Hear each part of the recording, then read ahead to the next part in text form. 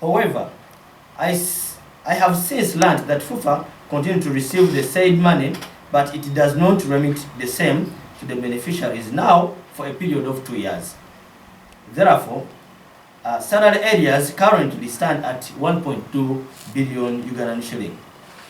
On 18th April 2021, FIFA published a list of players of Ghana Cranes to whom it had alleged paid salaries for the month starting 1st July 2018 to March 2021. Those are 33 months. Copy of the list is attached here as A.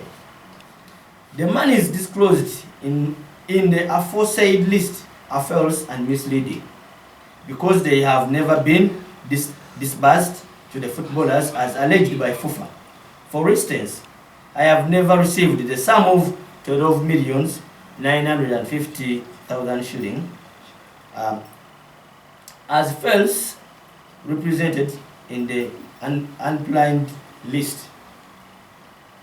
I have also learned that the winner of FIFA Drum 2019, Acholi Province, have never been paid their money, totaling to 40 million Ugandan shilling, yet FIFA budgeted and appropriated this money.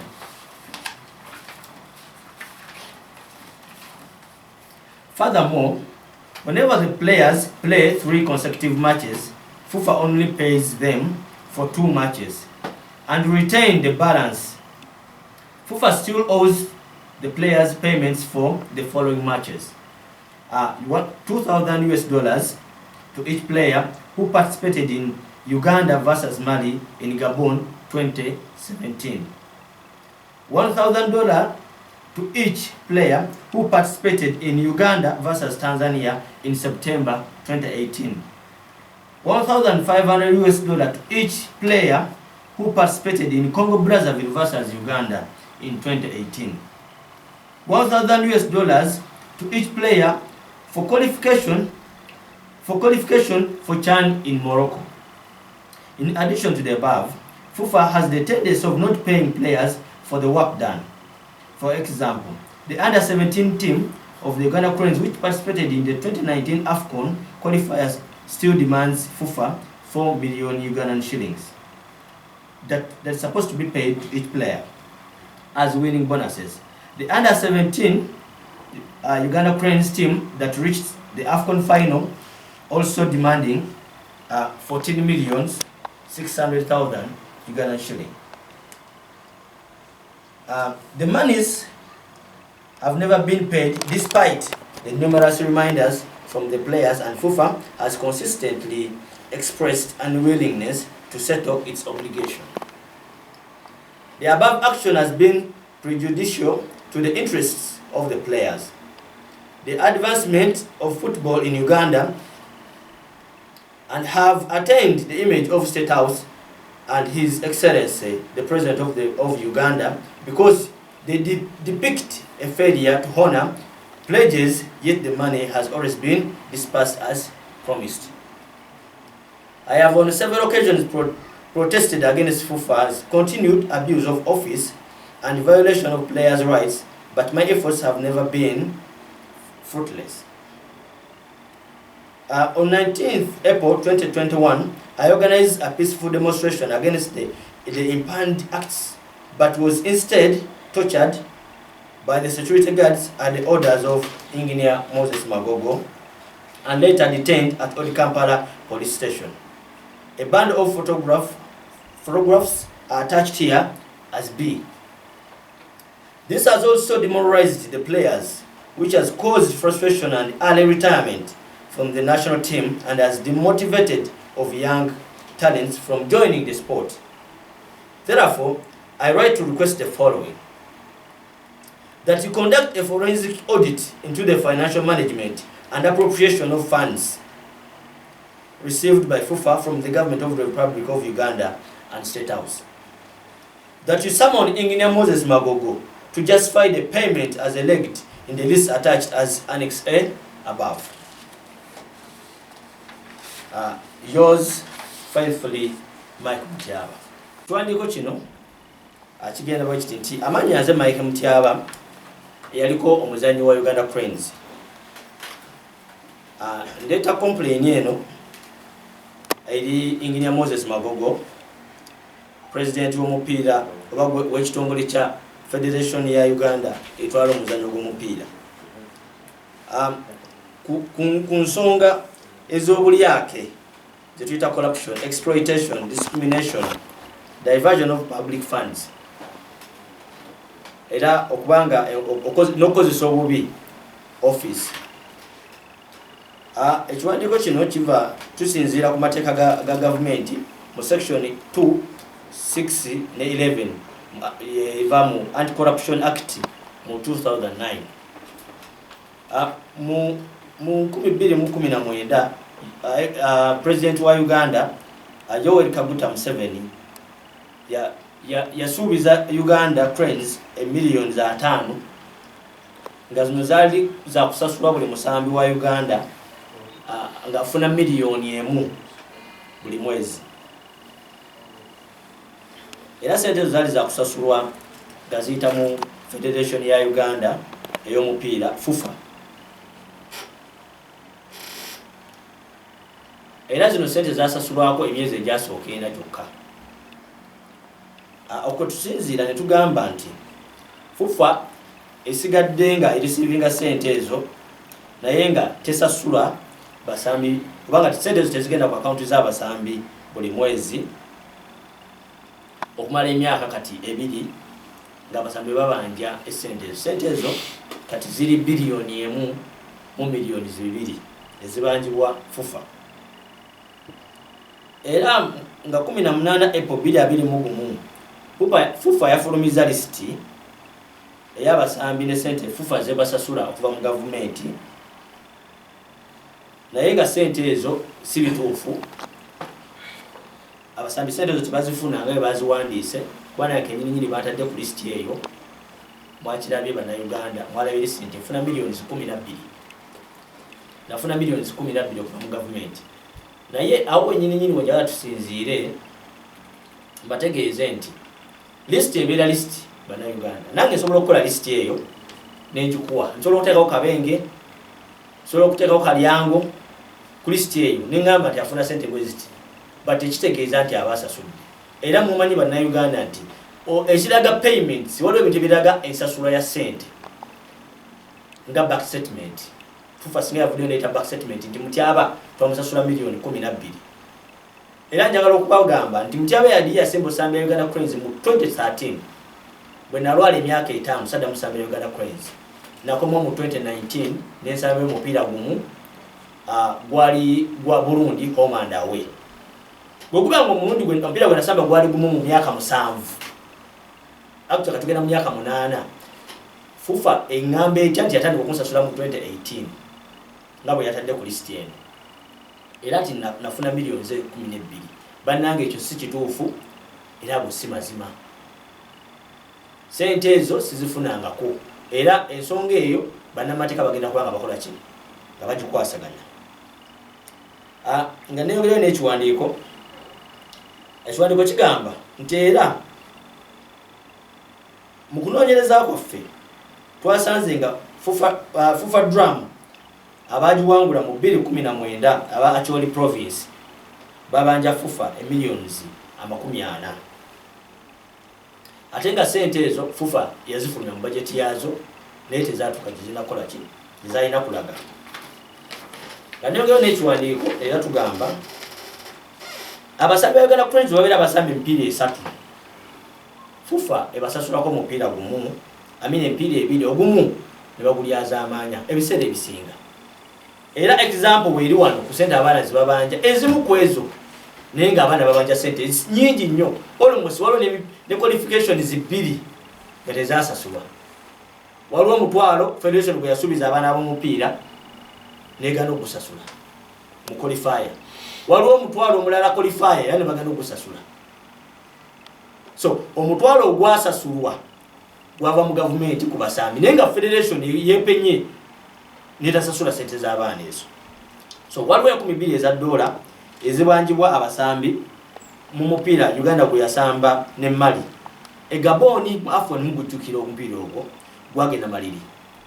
mugujjukira omupiira ogwo abaana babanja $2,000 eza dola buli mwana abanja $2,000 ku mupiira ogwo tebasasula sente zaabwe dola 1,000 buli musambi alubanja fufa omupiira wa Uganda gwe yasamba ne Tanzania mu September 2018 tezasasulwa era waliwo 15,000 olubanjibwa abasambi buli ku mupiira ogwazanyibwa Congo Brazzaville bwe yakyaza Uganda mu 2018 nezo tezakola ki tezasasulwa dola 1,000 eza qualification ya Chani yali Morocco mujijjukira bulungi nnyo abasambi babanja dola zisasulwa sente zo tezisasulwanga naye abaana bano bagezezaako bambi okuteekayo reminder zaabwe eri federation nga beekubira omulanga njagala bategeeza nti abaana b'omupiira bano bava mu famire ebiseera ebisinga ezitaba nnungi era famire zaabwe ziba nnaku nnyo ebiseera ebisinga so omuzadde ono bwawulira omwana nti awangudde sente bweziti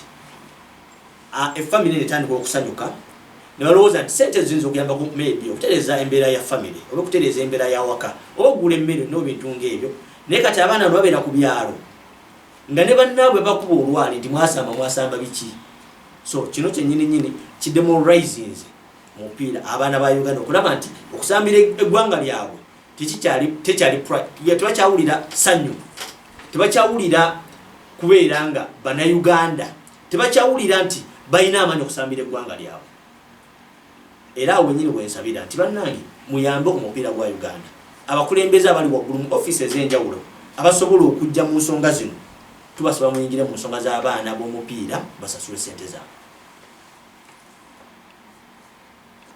ekiwandiiko era kisigala kigamba the above action bana munasonyi oluzungu olukyusa mu Luganda siri wangu naye kangende wansi ekiwandiiko kino tukiwandika nga tugamba nti tusaba government tusaba Kano Edith Nakalema President Yoweri Kaguta Museveni wamu ne Honorable Janet Kataha Museveni Minister w'ebyenjigiriza n'emizannyo ne Center for Legal Aid nga tusaba bayingire mu nsonga ey'abaana b'omupiira okusookera ddala twagala baconducting a forensic audit mu financial management ya federation mu funds zifufa ze receiving okuva mu government era tusaba baite Engineer Moses Magogo to summon Engineer Moses Magogo ajaspying payments nga bwe bagamba mu listi gye ba publishing ku social media platform yawe yoza mwena mwakoze eki mwagirabye ekiwandiiko bwe kitukola ki bwe kigenda era akiwandiika nze Mike Mutyaba awandika ekiwandiiko ekyo tulina obulumi nti abaana babanja ssente zaabwe naye ensi ya Uganda esirise tevuddeeyo kuyamba mwana wa mupiira wensabira mwe baganda bange bannamawulire mukole kyemuyita investigative journalism sibe kiri mugende wansi ku bintu bino byetwogerako byonna mumanye amazima neyanziza amanyanze Henry Byansi nga ndi munnamateeka okuva mu Center for Legal Aid era nga nze lawyer wa Mike Mutyaba twatuukiriddwa omukulu Mike Mutyaba nga tusaba okumuyambako mu kaweefube gwalimu okulaba nga agogola ekibiina kya FUFA ne Magogo mukulu Magogo naye tuzze mu kaweefube wakumugogola ebikyamu byakoze bingi obukyafu bwalina bungi obumujjudde okusinziira ku kiwandiiko kye mulabye Mutyaba kyabadde abasomera bano ffe nga bannamateeka tuli concerned nnyo ku ngeri FUFA gyekwasaganyamu embeera z'abasambi ba national team ya Uganda Cranes era nga tuzze tuyambe okulaba nga tukozesa ssemateeka okulaba nga Magogo tumuza mu line n'akakiiko ke konna kali ku FUFA. Etteeka lya Anti-Corruption Act erya 2009 liwa Mike Mutyaba obuyinza obwekubiira enduulu mu b'obuyinza mwabo bekikwatako okulaba nga balwanisa obukenuzi kyova olaba nga azze ng'addukidde owakano Edith Nakalema okulaba nga naye amuyambako okugogola magogo n'okulaba nga amuzza mu layini era nga twagala gavumenti nga bebadde ejja ng'eteekawo commissions of inquiry oba obukiiko obunoonyereza mu nsonga ez'ettaka mu nsonga eza UNRA ne mu nsonga endala zonna tugisaba ejje nayo eteekewo akakiiko a special commission of inquiry okulaba ng'enoonyereza ku affairs za FUFA ne magogo nga omuntu Ssekinnoomu era nga twagala kino kikolewe mu Nambiro gye buvuddeko tulaba nga abazanyi bangi batandise okulitayalinga tebakikola lwakweyagalira ne bakikola kuba banyigiriziddwa twawandikidde FUFA twagala disclosure of documents nti oba ogamba Mutyaba yafuna million 12 nga wamudisclosinze mu lwatu n'omwanika ti sente yazirya kubanga omanyi yasinga okuba kereere yasinga okulwanira abasambi b'omupiira n'omwanika nti yafuna million 12 naye nga teyazifuna ekyo nakyo kimenya amateeka era tugenda ku making sure nga yenna eyapublishinze list eyo Director of Public Prosecutions oba DPP Ssaabawabi wa gavumenti anoonyereza agulewo file ya falsifying documents and publishing of false information mu Luganda okujingirira ebiwandiiko n'okulangira information etali ntuufu efuna sente okuva mu gavumenti newe yandibadde nti ekitongole si kya gavumenti naye kasita efuna sente ziva mu gavumenti obukadde obwo 50 bwefuna buli mwezi ezirina okutasula emisala gy'abakozi gavumenti egirinako obuyinza kwezo sente zagawi wa musolo naye tuziwadde bamagogo beeyagala banyiira bavuga motoka nnungi abaana ba cranes bwe bagenda nambole mugira banvundu tutya n'ogituulamu naye bamagogo bavuga V8 bavuga zi Land Rover naye abasabi b'omupiira n'abawagizi b'omupiira tetulina kye tufunamu abaana baffe bagenda ne bakola duro oba ne batawangula ng'avaayo nga yeepanka naye naffe kuno tuzze tumugamba nti Magogo ke kaseera oswaleko obbye nnyo bannayuganda obbye abasambi b'omupiira era twagala accountability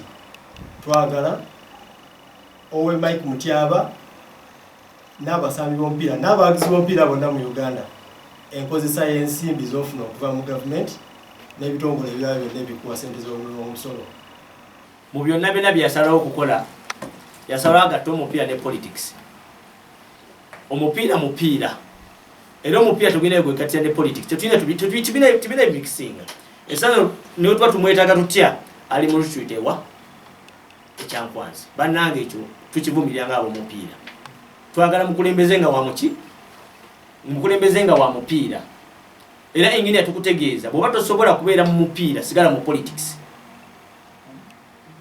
tojja mu mupiira ng'ogenda kubeera mu politics salawo ekintu kimu ojja okulembera omupiira oba osigale mu politics mwebale omunoonya wamugwa misinde so kati anoonya obuddamu kyova olaba nti yaddukidde Kyankwanzi agende mu lusirika nti omuba kyemwagala omukola kyonna omutwala mu kooti kumutwala ku police ayagala kuseekinga protection okuva mu State House esente gye ziva zaatatuusa mu basambi era gyaddukidde okufuna obuddamu yensonga enkulu lwaki ali Kyankwanzi teri kirala kyonna si nti oba ayagala nnyo politics oba ki naye kubanga anoonya asylum football asylum a politician anoonya political asylum Mwai Magogo anoonya football asylum n'aginoonyeza mu State House. The main reason why Engineer Moses Magogo ran into politics and specifically into the ruling party is because he's trying to hide or to seek asylum He knows anytime courageous men like Mike Mutiaba will be running after him, seeking for accountability and seeking to hold him accountable for the wrongs done to the footballers in this country. So there is not any other justifiable cause why Engineer Moses Magogo joined politics.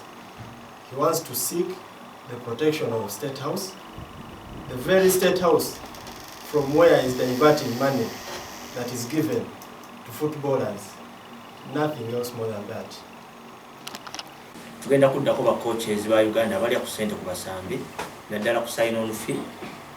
Twagala okubategeeza abatendesi b'omupiira mwenna gye muli tubamanyi, tugenda be exposinga, tugenda boogera kubanga omwana w'omupiira lwaki ye akozesebwa, lwaki ye asayininga contract ya million 8 esaswa na kutwala bulamu bwa muntu mu maaso n'afunako emu n'afunako 2 ko kino lyako nnya ne babloka ne balyako 2 nakyo tugenda okuddako. Bwe tumala ba coaches tugenda kudda ku clubs eza Uganda ezitagala kusasula basambi ba mupiira ezikozesebwa abaana bano kubanga nange nasomye mu mateeka nendaba kye tuyita exploitation mu mateeka ga Uganda tekikkirizibwa mu Labour Act. Nakirabye nga tekikkirizibwa kukozesa muntu nga tasasuddwa. Tugenda kulaba nga tulwanyisa ebintu ebyo kyetugezaako kuteekawo baganda bange, twagala kuteekawo bwenkanya mu mupiira. Mwana w'omupiira omupiira gwa Uganda guleme kubanga gufa.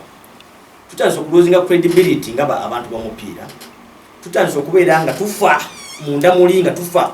Abantu b'omupiira balina ennaku baddeka ne bakaba amaziga n'amala okutraininga nga talina kyagenda kulya waka n'agenda n'atambuza ebigere ebintu ng'ebyo. So twawula nga tubirwanyisa. Nga maliriza kuno kusaba kwange eri gavumenti ya Uganda, eri abakulembeze Kano Edith, Mama Janet Kataha n'abasigadde, mbasaba muveeyo mwe kubasamba omupiira ssente kuba bannayuganda.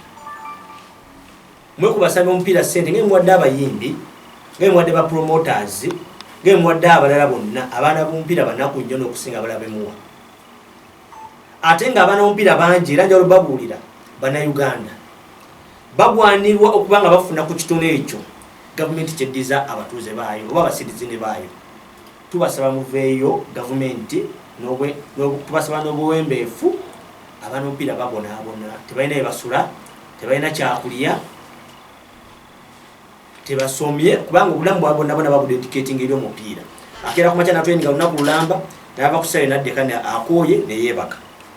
Tebasomye, tebalina mirimu gye basobola kukola okujjako okubeera nga bazannya omupiira. Ate bayita yalinga ati a very early age obulamu nga butandika. Kati nze sawa zino ndi muzeeyi mu mupiira at my age nga bwondaba mutyaba mu mupiira mba namala dda nga bwe nagumala nga sikyasobola kukola kira kyonna mu mupiira okujjako okubeera nga ntambuza bulamu bwange. Jjukira tuba tetutwala initiative kusoma nnyo ng'abantu b'omupiira kubanga obudde tuba na bungi nga tubuteeka eri emizannyo. So mbasaba bannaye muyambe ku baana b'omupiira, ennaku nnyingi ebaluma, tebalina gye baddukira. Twafuddeyo nga ffe omutulaba tubeere nga tuteekayo eddoboozi lyaffe eri gavumenti mujje muyambe abantu b'omupiira. Mwebale nnyo, mwebale ddala.